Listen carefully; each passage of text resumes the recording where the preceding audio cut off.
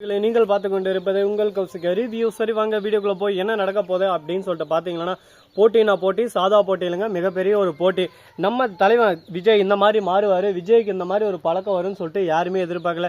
திடீர்னு நம்ம விஜய் எல்லாத்தையும் ஒரு பக்கம் விட்டுட்டு எனக்கு எல்லாமே மல்லி தான் அப்படின்னு சொல்லிருந்தாரு. எனக்கு எல்லாமே ரேணுகா தான் எனக்கு உசுறு, அவ தான் எனக்கு வேணும், மற்றபடி யாரும் எனக்கு தேவையில்ல அப்படின்னு சொல்லிட்டு கதிரேசன் கிட்ட சொன்னதோட மட்டும் இல்லாமல் நம்ம ரேணுகா கிட்ட இருந்து இந்த மாதிரி விவாகரத்து கடிதம், அதாவது மல்லிக்கு கொடுக்குற மாதிரி அவங்களே ரெடி பண்ணி எங்க 2 பேர் வாழ்க்கைக்குள்ள இவங்க ஒரு தொந்தரவா இருக்காங்க அப்படின்னு சொல்லிட்டு அவரே எல்லாத்தையும் கிரியேட் பண்ணி அதை மெயில் பண்ணியிருக்காங்க. அது இவங்களுக்கு லெட்டரா வந்திருக்கு. அதை பார்த்து ஒரு பக்கம் நம்ம அன்னபூர்ணி ஷாக் ஆயிர.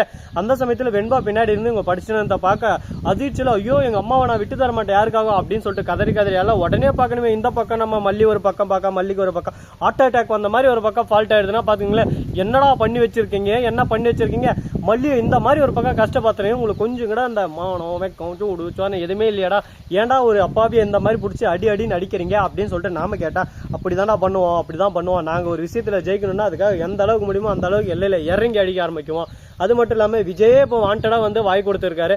அவரு வாய் கொடுத்த போதே நாம அதை ஒரு பக்கம் வாங்கினா தானே நம்ம வாழ்க்கை சந்தோஷமா இருக்கும். அதை விட்டு விஜய் திடீர்னு மனசு மாதிரி விஜய் ஒரு பக்கம் போக, நான் ஒரு பக்கம் போக, இதெல்லாம் எங்களுக்கு தேவையா சொல்லு, அதனால கிடைக்கிற போதே அனுபவிச்சுக்கணும், அதுக்கு தான் நாங்கள் முடிவு பண்ணியிருக்கோம் அப்படின்னு சொல்லிட்டு சொல்றாங்க. இதை கேட்டது என்ன பேசுறது ஏது பேசணும் ஒண்ணுமே புரியலைங்க. என்னடா இந்த மாதிரி எல்லாம் ஒரு பக்கம் கேவலமா பண்ணிட்டு இருக்காங்களே அப்படின்னு சொல்லிட்டு ஒரு பக்கம் வெறுப்பாவது, ஒரு பக்கம் கடுப்பாவது, எல்லாத்தையும் ஒரு பக்கம் ஏத்துக்கிட்டு சரி ஓகே பாத்துக்கலாம், நிறைய பிரச்சனைகள் நிறைய அசம்பாவிதங்கள் எல்லாமே நடந்து முடிஞ்சிருச்சு, எல்லாத்தையும் பார்த்துக்கிட்டு தான் நம்ம இருக்கு, எந்த ஒரு விஷயத்தையும் பார்க்காம பக்குவம் இல்லாம இந்த இடத்துக்கு வரலைங்க. அதனால எந்த ஒரு விஷயத்தையும் நம்ம இனிமே கண்டுக்கூடாதுன்னு ஒரு முடிவு எடுத்தாச்சு. சரி முடிஞ்சதெல்லாம் முடிஞ்சிருச்சு, இதுக்கப்புறம் என்ன பண்ண போறாங்க அப்படின்னு சொல்லிட்டு பாத்தீங்கன்னா, கரெக்டா நம்ம விஜய் இருக்காருல, அவரு கதிரேசன் கிட்ட சொன்னதோட மட்டும் இல்லாம வீட்டுக்கு மல்லி கிட்ட ஒரு பக்கம் சமாதானம் படுத்துறாரு. மல்லி நான் எதுவும் கேட்க விரும்பல, நீங்க எப்ப நான் வேணான்னு முடிவு பண்ணிட்டீங்களோ அதோட விட்டுருங்க, நானும் வேணாம், உங்க சகவாசமும் வேணாம், உங்களுக்கும் எனக்கு எந்த தொடர்பும் இல்லை, இனிமே உங்களுக்கு பிடிச்ச மாதிரி நீங்க இருங்க, எனக்கு பிடிச்ச மாதிரி நான் இருக்கேன், என் வாழ்க்கையை தேவையில்லாம ஒரு பக்கம் அழிக்க பார்க்காதீங்க அப்படி இப்படின்னு சொல்லிட்டு திட்ட ஆரம்பிச்சாங்க. என்ன பேசுறதுன்னு சொல்லிட்டு தெரியாம என்னடா எது பண்ணாலும் சரி எல்லாத்துக்கும் ஒரு பக்கம் நொட்டம் கொட்டினே அந்த நம்ம என்னதான் பண்றது சொல்லு பார்க்கலாம், வாழ்க்கையில கஷ்டம் வரலாம், கஷ்டமே எனக்கு வாழ்க்கையா இருக்கே அப்படின்னு சொல்லிட்டு புலம்பிட்டு இருக்காங்க ஒரு பக்கம். இதுக்கப்புறம் ஒன்றும் பண்ண முடியாதுடா எப்பா அப்படின்ற மாதிரி தான் ஒரு பக்கம் போயின்னு இருக்கு. சரி இந்த அளவுக்கு ஒரு பக்கம் பிரச்சனை எல்லாமே ஒரு பக்கம் நடந்து முடிஞ்சிருச்சு. இதுக்கப்புறம் நம்ம என்ன பண்ண போறோம் ஏது பண்ண போறோம் அப்படின்ற விஷயம் தான் இனிமே காத்துன்னு இருக்கு. இதுக்கப்புறம் என்ன ஒரு முக்கியமான விஷயம் அப்படின்னு சொல்லிட்டு பாத்தீங்கன்னா, கரெக்டா நம்ம விஜய் இருக்காருல, அவரு சிறப்பா ஒரு விஷயத்த செய்ய சொல்லியிருக்காருங்க. என்ன செய்ய சொன்னாரு என்ன பண்ணாரு அப்படின்னு சொல்லிட்டு பாத்தீங்கன்னா, போயிட்டு நம்ம வெண்பா கிட்ட பேசுறது, பாரு வெண்பா, மல்லியம்மாவை விடுறது, மல்லியம்மாவை கஷ்டப்படுத்துறது இதெல்லாம் என்னோட நோக்கம் இல்லை, என்னோட நோக்கம் எல்லாமே அந்த ரேணுகா, அதாவது இந்த வீட்டில் ரேணுகாவா நடிச்சுன்னு இருக்காளே அந்த சுடரி, அவளோட ஆட்டத்தை எல்லாம் முடிவுக்கு கொண்டு வரணும், அதுக்காக இந்த மல்லியம்மா போற டிராமா தான் இதெல்லாம். நீ இதெல்லாம் பெருசா நினைச்சு வரி பண்ணிக்காத, இதை நினைச்சு கவலைப்படக்கூடாது, ரேணுகம்மா தான் என் உசுறு, ரேணுகம்மா தான் இனிமே எனக்கு பிடிக்கும் அப்படின்னு சொல்லிட்டு ரேணுகம்மான்னு ரேணுகம்மா பின்னாடியே சுத்து, அப்பதான் நம்ம அடிக்கிற ஒவ்வொரு அடி இடி மாதிரி விழும் அப்படின்னு சொல்லிட்டு பேசினிருக்கேன். இதை கேட்டதும் நீங்க சொல்றது எல்லாமே வாஸ்தவமாக தான் இருக்கு, கரெக்டாக தான் இருக்கு, ஆனா இதெல்லாம் பிராக்டிக்கலா யோசிச்சு பார்த்தா நடக்கிறது கஷ்டமா, சரி பார்ப்போம், நடந்தா சந்தோஷம் தானே, நடந்தா நல்லது தானே அப்படின்னு சொல்லிட்டு பேசினிருக்காங்க. நடந்தா நல்லதுதான், நடந்தா யாரு கஷ்டம்னு சொல்லிட்டு சொல்ல போறோம், ஆனா நடக்கணுமே, நடந்ததானே தெரியும் எது நல்லது எது கெட்டதுன்னு அப்படின்ற விஷயத்தையும் நம்ம யோசிச்சாகணும். ஏன்னா எல்லா பக்கமும் இருந்து நம்ம யோசிச்சு பார்க்கணும். அதே சமயத்தில் நம்ம நிஷாந்தனும் ஒரே சந்தேகத்தில் இருக்காங்க, விஜய் இந்த மாதிரி மாற ஆளே இல்லையே, விஜய் திடீர்னு இந்த மாதிரி சொல்றாருன்னா இதுல ஏதோ ஒரு உள்கூத்து இருக்கு, இதுல ஏதோ வில்லங்கமும் இருக்கு, எல்லாத்தையும் நம்ம யோசிச்சு தீர்மானிக்கணும். ஏதோ ஒரு விஷயத்தையும் நம்ம அசால்ட்டா எடுத்தோம்னா லாஸ்ட்ல ஒன்றும் பண்ண முடியாது.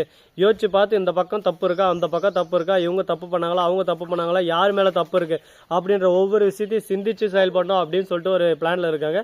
இது நல்லதாகவும் முடியலாம் கெட்டதாகவும் முடியலாம், யாராலையும் நம்ம எதுவும் சொல்ல முடியாதுங்க. அதனால பொறுத்து பார்த்தா தெரிய போகுது. சரி முடிஞ்சதெல்லாம் முடிஞ்சிருச்சு, இதுக்கப்புறம் என்ன பண்ண போறோம் போறேன், இதுக்கப்புறம் என்ன நடக்க போகுது அப்படின்னு சொல்லிட்டு பாத்தீங்கன்னா, கரெக்டா நம்ம வெண்பா இருக்காங்களா, அவங்க என்ன பண்றாங்க அப்படின்னு சொல்லிட்டு பாத்தீங்கன்னா, மல்லியம்மாவை வெறுக்கிற மாதிரி ஆக்டிங் பண்ண ஆரம்பிக்கிறாங்க. எல்லாரும் முன்னிலையிலும் வெறுக்கிற மாதிரி ஆக்டிங் பண்ணி மல்லியம்மாவை அப்படியே ஆட் பண்றாங்க. ஒரு பக்கம் கட்டு போறாங்க, ஒரு பக்கம் என்ன பண்றது ஏது பண்றதுன்னு சொல்லிட்டு தெரியாம குழப்பத்துல குழம்பி போயிட்டு வாழ்வே மாயம் இந்த வாழ்வே மாயம் அப்படின்ற மாதிரிதான் ஒரு பக்கம் இருக்காங்க. சரி இந்த மாதிரி எல்லாம் ஒரு பக்கம் போயின்னு இருக்க, மறுபக்கம் என்ன நடக்க போகுது அப்படின்னு சொல்லிட்டு பாத்தீங்கன்னா, அதுக்கு முன்னாடி உங்களுக்கு இன்னொரு இன்ட்ரெஸ்டிங்கான விஷயம் சொல்ல போறேங்க. அப்படி என்னடா இன்ட்ரெஸ்டிங்கான விஷயம் சொல்ல போறேன் அப்படின்னு சொல்லிட்டு பாத்தீங்கன்னா, டாட்டா சொல்ற எல்லாருக்கும் டாட்டா, வரம்போ. சரி போனதெல்லாம் போயிடுச்சுங்க, இதுக்கப்புறம் என்ன பண்ண போறோம் அப்படின்னு சொல்லிட்டு பாத்தீங்கன்னா, கதிரேசன் இருக்காருல்ல, அவரு புதுசா ஒரு பிளான் போட்டிருக்காரு. இந்த பிளான்ல அவர் அடிச்சுக்கவே முடியாது, அந்த அளவுக்கு ஒரு பக்கம் கேவலவாதியா வேலை செஞ்சிருக்காருங்க. அப்படி என்ன வேலை போ அப்புறம் வைக்கிறேன் போ வீட்டுக்கு போகிறோம். அதில் பேய் இருக்கு. சரி பேயை வர சொல்றாரு. பூதமே வா வா, இவனை தூக்கின்னு போயிரு, வா பூதம். இப்போ வீட்டுக்கு போ வரம்போ. நடு வர. இப்படி தாங்க ஒரு பக்கம் எல்லார் வீட்லேயும் ஒரு பக்கம் எல்லாமே சமாளிச்சு ஆகணும். அந்த அளவுக்கு ஒரு பக்கம் நம்ம தள்ளப்பட்டிருக்கு. அதனால எதுவுமே அமைதியாரா தூங்கிட்டோம், எதுவுமே நம்மளால முடியாதுன்னு சொல்ல முடியாது. அதே சமயத்தில் கதிரேசன் என்ன பண்ணியிருக்காருன்னு சொல்லிட்டு பார்த்தீங்கன்னா அந்த லெட்டர் அனுப்பிச்சுல அதை பார்த்து மல்லி கஷ்டத்தில் இருக்க கதிரேசன் வந்து என்னம்மா மல்லி கையெழுத்து போட்டே இல்லையா, டக்குன்னு கையெழுத்த போட்டு விட்டு என் வேலையை நான் பார்த்துட்டு போயினே இருக்கேன். அதை விட்டு தேவையில்லாமல் உங்ககிட்ட ஒரு பக்கம் மறுபக்கம் என் பையன்கிட்ட ஒரு பக்கம் 2 பேர்கிட்டையும் சேர்ந்து திட்டம் எனக்கு முடியாது. இனிமே என்னோட விஜய் தான் என்னோட பையன், அவனுக்கு தான் எல்லாம் என்னோட சொத்தம். என்னோட பொண்ணை கல்யாணம் பண்ணிக்க போறாரு. இதுக்கு முன்னாடி பண்ணிக்கலாம், திரும்ப என் பொண்ணை கல்யாணம் பண்ணிட்டு சந்தோஷமான ஒரு வாழ்க்கை ஆரம்பிக்க போறாங்க. அது எனக்கு நிச்சயமா தெரியும். இதுக்கப்புறம் கூடிய விரைவில் கூடிய சீக்கிரம் 1 by 1 நீங்களும் பார்க்க தான் போறீங்க, தெரிஞ்சுக்க தான் போறீங்க அப்படின்ற மாதிரி பேசினிருக்காங்க. ஸோ நண்பர்களே, இந்த வீடியோ உங்களுக்கு பிடிச்சிருந்தா லைக் பண்ணுங்க, கமெண்ட் பண்ணுங்க, ஷேர் பண்ணுங்க, டிண்டிங் பெல்ல தட்டி விட்டு போங்க. அப்பதான் நான் போற அடுத்தடுத்த வீடியோ உங்களுக்கு உடனுக்குடன் நோட்டிஃபிகேஷன் வந்து கொண்டே இருக்கும். மிக்க நன்றி. தேங்க்ஸ் ஃபார் வாட்சிங். டாடா சேவ். நான் ட்ரை படக்கம்.